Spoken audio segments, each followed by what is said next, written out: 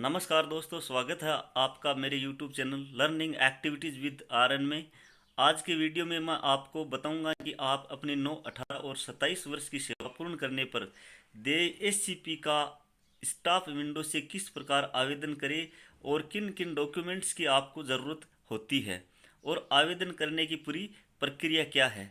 इससे पहले मैं आपको बता दूं कि अगर आप मेरे चैनल पर नए हैं तो चैनल सब्सक्राइब करें, वीडियो लाइक करें और शेयर करें। तो चलिए दोस्तों, शुरू करते हैं आज का अपना वीडियो। सबसे पहले देखते हैं दोस्तों कि अगर हम एससीपी के लिए आवेदन करें तो हमारे पास क्या क्या डॉक्यूमेंट्स होने चाहिए ताकि हम स्टाफ विंडो से एससीपी को ऑनलाइन कर सके। तो हमारे पास जो डॉक्यूमेंट्स होने चाहिए उनमें सबसे पहला जो डॉक्यूमेंट्स है वो ये है कि हमारे पास प्रथम नियुक्ति आदेश व कार्य ग्रहण रिपोर्ट होनी चाहिए। अगर हमारा सिलेक्शन आरपीएससी से हुआ है तो आरपीएससी द्वारा नियुक्त आदेश, अगर हमारा सिलेक्शन जिला परिषद से हुआ है तो जिला परिषद के द्वारा जो आदेश जारी किए गए थे उसकी रिपोर्ट की हमें ज़रूरत पड़ेगी। उसी के साथ साथ 2 वर्ष का प्रोबेशन पीरियड होने के बाद हमारा स्थायीकरण कब हुआ उसके आदेश की प्रति की हमें ज़रूरत पड़ेगी। इसके अलावा अगर आपने पदोन्नति ली है, अगर पदोन्नति आपकी हुई है तो उस पदोन्नति का आदेश की कॉपी की ज़रूरत होती है। और अगर पहली एससीपी नहीं लेकर हम दूसरी एससीपी ले रहे हैं तो पूर्व में स्वीकृत या चयनित वरिष्ठ वेतनमान या एससीपी ऑर्डर और वेतन निर्धारण के डॉक्यूमेंट्स की हमें ज़रूरत होती है। अगर हम पहली बार एससीपी ले रहे हैं तो हमें इन डॉक्यूमेंट्स की ज़रूरत नहीं होती है। इसके अलावा अगर हम 18 वर्षीय सेवा पूर्ण करने पर दूसरी बार एससीपी के आवेदन करते हैं या 27 वर्ष की सेवा पूर्ण करने पर हम आवेदन करते हैं तो हमें इन डॉक्यूमेंट्स की ज़रूरत होती है। पुनरीक्षित वेतनमान जो है उसमें जो हमारा फिक्सेशन हुआ था उस कागज़ की हमें ज़रूरत पड़ती है। यानी जब 7th पे लगा था उस वक्त हमारा जो वेतन निर्धारण हुआ था उस ऑर्डर की प्रति की हमें ज़रूरत होती है। और सबसे महत्वपूर्ण चीज़ है संतान संबंधी घोषणा पत्र, ये भी हमारे पास होना चाहिए। डॉक्यूमेंट्स ये हमारे तैयार होने चाहिए। सबसे पहली बात यही है, अगर आप ऑनलाइन एससीपी के लिए आवेदन कर रहे हैं तो ये इतने डॉक्यूमेंट्स आपके पास होने चाहिए। उसके बाद में आपको स्टाफ लॉगिन से अपनी पर्सनल आईडी और पासवर्ड लगाकर स्टाफ लॉगिन से और स्टाफ विंडो से एससीपी के लिए आवेदन करना है। उसके पश्चात जो है आपका डीडीओ इसको हायर अथॉरिटी के लिए फॉरवर्ड करेगा। तो चलिए अब हम देखते हैं कि हम किस प्रकार स्टाफ विंडो से एससीपी के लिए ऑनलाइन आवेदन कर सकते हैं। सबसे पहले आपको अपना क्रोम ब्राउज़र ओपन कर लेना है और यहाँ टाइप करना है स्टाफ लॉगिन, स्टाफ लॉगिन। और उसके बाद में यहाँ से स्टाफ लॉगिन शाला दर्पण है, ये इसको ओपन कर लेना और यहाँ आप अपने यूज़र नेम और पासवर्ड डालना। आपकी लॉगिन आईडी जो है शाला दर्पण की वो डालना और पासवर्ड लगाना। उसके बाद में ये जो नीचे कैप्चा दिया गया है ये लगाना और लॉगिन कर लेना है। लॉगिन करने के बाद ये स्टाफ विंडो खुल गया। अब आप यहाँ देखिए सबसे ऊपर लेफ्ट की तरफ 3 लाइन खींची हुई है। हमारी स्टाफ विंडो के ऊपर यहाँ जो 3 लाइन है इनके ऊपर आपको क्लिक करना है।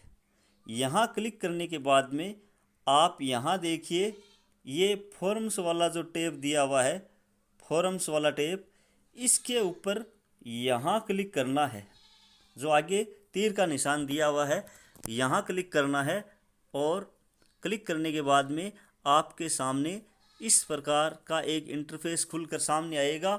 यहाँ फिर आपको ये जो नीचे वाला दिया हुआ है एप्लीकेशन फॉर डिपार्टमेंटल सर्विसेज, यहाँ के बाद में आपको फिर से ये जो तीर का निशान दिया हुआ है इसके आगे उसके ऊपर क्लिक करना है और फिर से नाम आया है फॉरम्स। ठीक है, सबसे पहले फॉरम्स पर ही क्लिक किया था, उसके बाद में आगे आगे ऑप्शन खुलते गए और फिर जब आया है फॉरम्स नाम, यहाँ इस फॉर्म पर आपको क्लिक करना है। क्लिक करते ही आपके सामने इस प्रकार का इंटरफेस खुलकर सामने आएगा। इसमें आपके सामने अनेक ऑप्शन खुलकर सामने आएंगे, जैसे अप्लाई फॉर एससीपी, यहाँ से हम एससीपी का आवेदन कर सकते हैं, एससीपी के लिए आवेदन कर सकते हैं। और उसके बाद में कन्फर्मेशन फॉर्म, यहाँ से हम स्थायीकरण के लिए आवेदन कर सकते हैं। और उसके बाद में है कॉम्पिटिशन एग्जाम एनओसी, अगर हम कोई प्रतियोगी परीक्षा देना चाहते हैं और विभाग से अनापत्ति प्रमाण पत्र लेना चाहे, नॉन ऑब्जेक्शन सर्टिफिकेट, तो हम यहाँ से आवेदन कर सकते हैं। इसके अलावा विदेश यात्रा के लिए एनओसी लेने के लिए हम यहाँ से आवेदन कर सकते हैं। ये अलग अलग प्रकार के ऑप्शन है जो आप फॉर्म्स में फॉर्म पर क्लिक करोगे तो ये आपके सामने खुलकर आएंगे। चूँकि हमें एससीपी के लिए आवेदन करना है तो यहाँ से हम क्लिक करेंगे सबसे पहले, उसके बाद में खुलकर एक नया इंटरफेस खुलकर सामने आया है। अब देखिए यहाँ आप की पूरी डिटेल आपके सामने आएगी, आपका नाम, mobile number, staff current post, पिता का नाम, स्टाफ करंट पोस्टिंग। और उसके बाद में जो ही आप इस प्रकार स्क्रॉल करेंगे तो आगे आपकी employ ID, DOB, gender, current subject और सेवानिवृत्ति तिथि, इसको आप ऊपर स्क्रॉल कर दे। उसके बाद में देखिए बेसिक जानकारी मांग रहा है आपसे, और यहाँ सबसे पहले लिखा हुआ है कि अगर कोई आदेश 3 से ज़्यादा पृष्ठों का हो तो दस्तावेज अपलोड करते समय उस आदेश का मुख्य पृष्ठ, कार्मिक के नाम वाला पृष्ठ और अंतिम पृष्ठ ही अपलोड करे।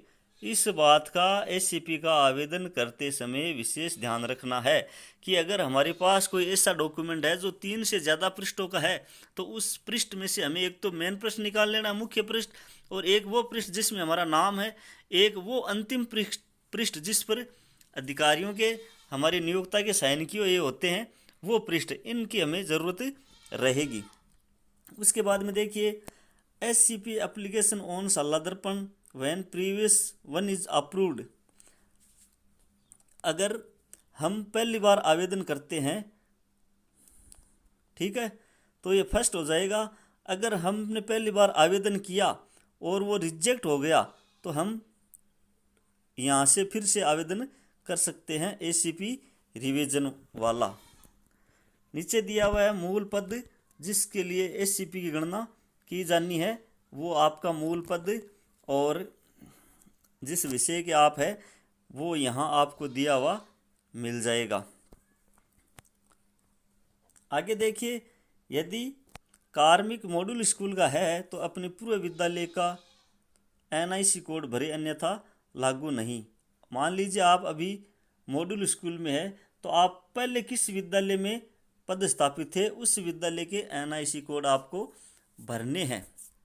उसके बाद में आपको चेक करना है कार्य ग्रहण तिथि, कार्य ग्रहण की तिथि, और उसके बाद में आपको अपने जो कार्य ग्रहण की जो रिपोर्ट है, जो डॉक्यूमेंट्स है, वो यहाँ अपलोड करने हैं। ये आप पहले से अपने मोबाइल में सेव करके रखें ताकि आपको जब आप ऑनलाइन आवेदन करें तो आपके पास ये सुविधा रहे। मोबाइल से भी आप कर सकते हैं और आप चाहो तो कंप्यूटर से भी इसे ऑनलाइन कर सकते हैं। और आपका ज्वाइन करने का समय बिफोर नून है या आफ्टर नून है, वो आपको यहाँ भरने हैं कि आपने जिस दिन ज्वाइन किया था उस दिन आपने विद्यालय में बिफोर नून ज्वाइन किया था या आफ्टर नून। ठीक है, उसके बाद में हम आगे चलते हैं। तो प्रथम नियुक्ति जिला परिषद पंचायत समिति के माध्यम से तृतीय श्रेणी अध्यापक के पद पर हुई हो तो जिला स्थापना समिति द्वारा जारी चयन आदेश की प्रति भी अपलोड करें। ठीक है, ये आप देख लेना। अगर हमारी नियुक्ति जिला परिषद से हुई है तो हमें वो जो जिला परिषद के द्वारा हमारे चयन का आदेश हुआ था वो हमें यहाँ अपलोड करना है। यहाँ हमें तिथि दर्शानी है, स्थायीकरण तिथि, और यहाँ स्थायीकरण आदेश की कॉपी अपलोड करनी है। ठीक है, उसके बाद में जब आगे चलते हैं तो आता है संवर्ग, यानी किस कैडर के हम कर्मचारी है, किस कैडर के हम कर्मचारी है। जब आप इसे ओपन करोगे तो आपके सामने खुल जाएगा इंटरफेस। अगर आप मंत्रालय कर्मचारी है तो आप यहाँ क्लिक करोगे, अगर आप अधीनस्थ सेवा में है तो यहाँ क्लिक करोगे, राज्य सेवा में है तो यहाँ। क्योंकि मैं आपको एक अध्यापक के बारे में बता रहा हूँ, तो अध्यापक जो है वो अधीनस्थ सेवा के ऊपर क्लिक करेंगे। अध्यापक जो है 3rd grade, L1, L2, 2nd grade, ये सभी अधीनस्थ सेवा के ऊपर क्लिक करेंगे। और अगर कोई LDC या कोई UDC आवेदन करता है तो वो यहाँ मंत्रालय पर आवेदन क्लिक करेगा। उसके बाद में हम आगे बढ़ते हैं और इसको सेव कर देते हैं। सेव करने के बाद अब आएगा हमारा शैक्षणिक योग्यता का रिकॉर्ड। शैक्षणिक योग्यता का रिकॉर्ड कि हमने कौन कौन सी शैक्षणिक योग्यता ली है, और इसको आपको चेक कर लेना है। परीक्षा परिणाम, दिनांक, विषय। अगर इसमें आपके किसी प्रकार की कोई त्रुटि है तो यहाँ से आप इसे करेक्शन नहीं कर सकते। आप सालादर्पण से प्रपत्र 10 को अपडेट करवा सकते हैं अगर कोई संशोधन है तो। अदरवाइज आप इसे देख लीजिए। यहाँ आपकी वोकेशनल एबिलिटी दी हुई है, एलिजिबिलिटी, आपने बीएड या इसके अलावा कोई कोर्स किए हैं, वो इसे आप आसानी से चेक कर सकते हैं कि आपने कब की थी। अगर कोई मिस्टेक है आपके यहाँ तो आप सालादर्पण प्रभारी से प्रपत्र 10 में संशोधन करवा सकते हैं। इसके बाद में आपको अगला जो टेप है वो सेवा काल में हुई पदोन्नतियों का विवरण। ठीक है, अगर सेवा काल के दौरान आपका प्रमोशन हुआ है, पदोन्नति हुई है, तो आप यस पर क्लिक करेंगे। अगर नहीं हुआ है तो नो पर क्लिक करेंगे। ठीक है, इसके बाद में आप यहाँ आपने जो SCP पदोन्नति जो हुई है आपकी, उसका विवरण आप यहाँ भरेंगे। किस प्रकार की आपकी पदोन्नति है, फर्स्ट टाइम हुई है, सेकंड टाइम हुई है या थर्ड टाइम हुई है, उसकी आ जाएगी। और उसके बाद पदोन्नति पद, यानी कौन से पद पर आप पदोन्नत होकर गए वो पद आ जाएगा आपका। और उसके बाद में कार्य ग्रहण या परित्याग, आपने मतलब कार्य ग्रहण किया था या परित्याग किया था। DPC की डिटेल यहाँ आ जाएगी, उसके आदेश क्रमांक आ जाएंगे, आदेश दिनांक आ जाएगी, कार्य ग्रहण तिथि आ जाएगी कि आपने DPC होने के पश्चात, प्रमोशन होने के पश्चात कार्य ग्रहण कब किया, और उसके आदेश की प्रति यहाँ आपको अपलोड करनी है। ये है मुख्य चीज़, और उसके बाद में सेव कर देना है।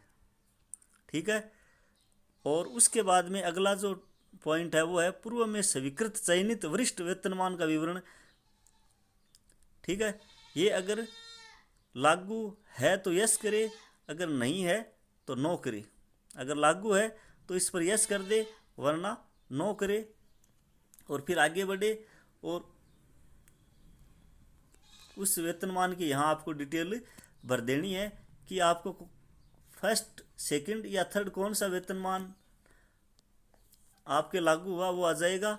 यहाँ वेतन आयोग कौन सा मिल रहा आपको वो आ जाएगा। यहाँ वेतनमान पे, बैंड पे, लेवल आ जाएगा।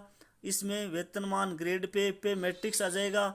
यहाँ प्रभावी दिनांक आ जाएगी, उसकी स्वीकृति की दिनांक आ जाएगी, और स्वीकृति क्रमांक और स्वीकृति दिनांक। उसके बाद में स्वीकृति दिनांक, और यहाँ जो है आप उसकी फाइल अपलोड कर देना। ठीक है, और इसे सेव कर देना।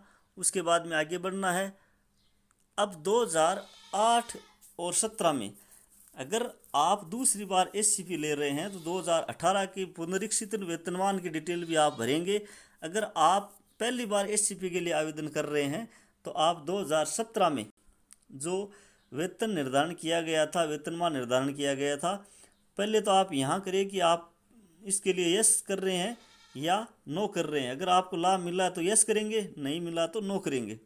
फिर उसकी डिटेल यहाँ आ जाएगी। उसी प्रकार सीरियल नंबर, प्रकार वेतन आयोग कौन सा था, 7वां था। वेतनमान पे बैंड पे लेवल कौन से पर थे हम, वेतनमान ग्रेड पे मैट्रिक्स आ जाएगा। फिर वेतनमान में विकल्प की दिनांक, ठीक है। और यहाँ उसके जो आदेश था उसकी कॉपी अपलोड करनी है। ये आप अपने मोबाइल में पहले से सेव करके रखें ताकि आपको समस्या ना आए। और फिर इसे यहाँ से सेव कर देना है। सेव वाले बटन से इसको आपको सेव कर देना है। उसके बाद में आगे बढ़ना है। आगे बढ़ेंगे तो आवेदित एससीपी का विवरण भरना है कि आवेदित जो एससीपी है उसका प्रकार में आ जाएगा। अगर आप पहली बार ले रहे हैं तो 9 वर्ष आ जाएगी, दूसरी बार ले रहे हैं तो 18 वर्ष आ जाएगी, 30 वर्ष, तीसरी बार ले रहे हैं तो 27 वर्ष। तो हम तृतीय श्रेणी अध्यापक जो है वो 9 वर्ष और 18 वर्ष और 27 वर्ष के लिए एससीपी के लिए आवेदन करते हैं। तो हम यहाँ कर देंगे 9 वर्षीय। और देय दिनांक मतलब कितने दिनांक से आपको मिलनी है, जिस दिन आपने ज्वाइनिंग की थी उस दिनांक से आपको ये देय होती है।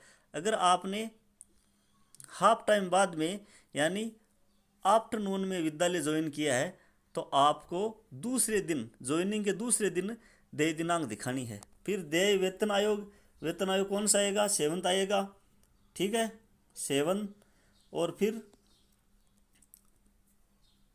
उसके बाद में वेतनमान पे बैंड पे लेवल आ जाएगा, ठीक है।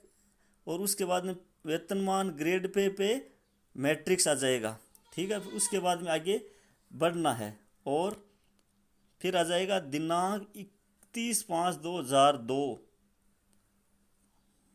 तक जीवित बच्चों पुत्र पुत्री की संख्या, यहाँ सीरियल नंबर और बच्चे का नाम, जन्म दिनांक, और इसे आपको सेव करते रहना है। अगर उस वक्त आपको लागू है तो ये भरना है, नहीं आपको छोड़ देना है।